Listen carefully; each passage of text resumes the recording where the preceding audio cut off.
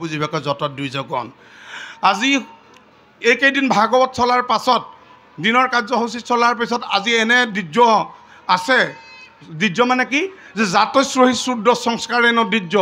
অৰ্থাৎ যেতিয়াই জন্মগ্ৰহণ কৰে যাৰ ঘৰতে জন্মগ্ৰহণ নকৰক লাগিলে সি ক্ষুদ্ৰ হৈ জন্মগ্ৰহণ কৰে সংস্কাৰ সাধিত হোৱাৰ পাছত তেওঁ দিৰ্যলৈ ৰূপান্তৰিত হয় আমি ইয়াত সকলো সংস্কাৰী লোক গতিকে আমি সকলো দিৰ্য কিন্তু সেই দিৰ্য সকলোকে বহুতে ইয়ালৈ আহিব পৰা নাই পুতেক আহিছে জীয়েক আহিছে বোৱাৰীয়েক আহিছে পত্নী আহিছে নাতি আহিছে ভতিজা আহিছে সব আহিছে তেওঁক দিনৰ সকাম খাই এতিয়া তেওঁ গৈ বিশ্বনাথ ঘৰখন ৰখি আছে তেওঁ বিশ্বনাথ শৰীৰটো আছে মনটো কিন্তু কাণখন ইয়াত আছে সেইজন দিৰ্যই গীতৰ অৰ্থ শুনি গীতৰ শব্দ শুনি গম পাই যাব নাটখন কলৈলৈকে গৈ আছে চুমুখা দেখিবেক যত মূৰজন অৰ্থাৎ কম জ্ঞানী লোকসকলে মুখাশিল্পৰ জৰিয়তে ভাওনাৰ তত্ত্বক উপলব্ধি কৰিব আৰু সৰ্বশেষে কৈছে যে শুদ্ধ বা শুদ্ধচিত এক কৃষ্ণ নাম এই সপ্তদশ নাটকৰ অনুপাম অৰ্থাৎ সেইজন ভকত যিজন ইয়াত বৰ্তমান আছে তেখেতে নাজানে যে ভগৱন্তই ২৪ বাৰ অৱতাৰ ধাৰণ কৰি দুষ্টক দমন কৰি সন্তক পালন কৰিছিলে তেখেতে এটাই জানে যে কৃষ্ণ ঈশ্বৰ ৰামে ভগৱান নামঘৰজনে দেখিলে সেৱা কৰিব লাগে ভকতক দেখিলে মূৰ দুৱাব লাগে তাতোতকৈ ডাঙৰ কথা তেখেতে নাজানে কিন্তু তেখেতো আজি আছে এটাই প্ৰকাৰৰ ৭ পৰ্যায়ৰ দৰ্শকৰ সন্মিলিত প্ৰচেষ্টাত আমি ভাওনা চাম কি সত্য উপলব্ধি কৰিম যে কৃষ্ণ সত্য উপলব্ধি কৰিম আৰু সেইকাৰণে জগতগুৰু মহাপুৰুষ শ্ৰীমন্ত শংকৰদেৱৰ এই যে কৃষ্ণ তত্ত্বটোক পৃথিৱীৰ আটাইতকৈ যিটো শ্ৰেষ্ঠ তত্ত্ব যে কৃষ্ণহে কেৱল সত্য মিছা হবে আন জানি জ্ঞানী গুণী কৰে হৃদয়ত ধ্যান সেইকাৰণে গায়ন বায়নসকলে ঘোষা ধেমালিত আমাৰ পিতৃপুৰুষসকলে গাইছিলে যে ঢেৰ কথা জানিব দৰকাৰ নাই নালাগে সম্ভৃত শাস্ত্ৰ বিস্তৰ জানিবে তপজপ যজ্ঞদানে সবে বিড়ম্বন কেৱল ভক্তিত তুষ্ট কুন্ত নাৰায়ণ আৰু যিমানেই ধৰ্ম নহওক কিয় এটাই প্ৰকৃত ধৰ্ম সেই ধৰ্মটো হৈছে যে সমস্ত ভূততে দেখিবেক নাৰায়ণ আতফৰে আন ধৰ্ম সবে বিড়ম্বন আৰু সেই প্ৰকৃত ধৰ্ম কি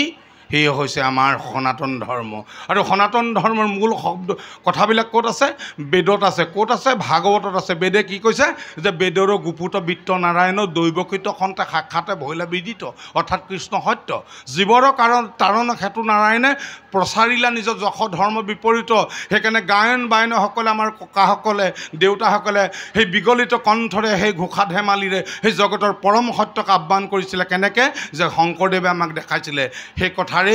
আমি আমাৰ কথাখিনি সামৰণি কৰিব বিচাৰিছোঁ কহে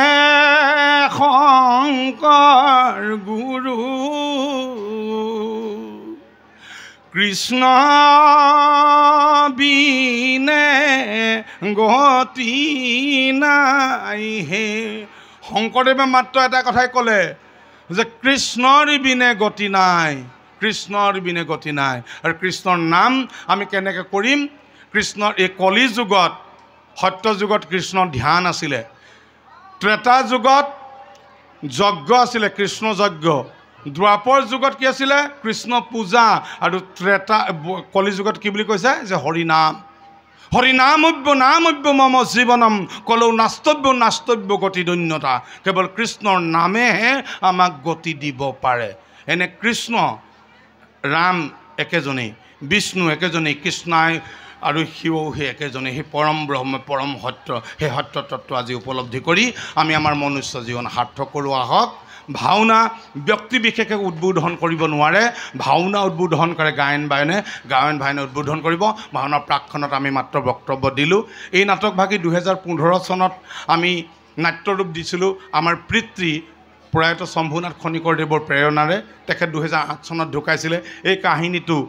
সাধাৰণতে ৰামায়ণৰ কাহিনী আমি পাওঁ মাধৱ কন্দলীৰ জৰিয়তে কিন্তু এই নাটকখনৰ নাট্যৰূপ মই দিছিলোঁ শ্ৰীধৰ কন্দলীৰ এটি কবিতাৰ পৰা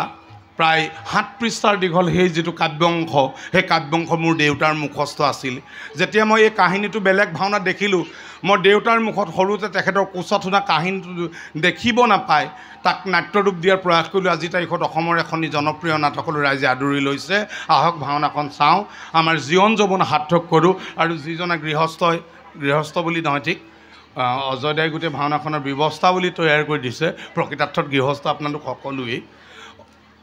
অজয় দাই সহযোগিতা কৰিছে অজয় দাৰ নিমন্ত্ৰণ আমি আহিছোঁ আপোনাৰ খবৰ শ্ৰীচৰণ শ্ৰীমুখ দৰ্শনৰ সুযোগ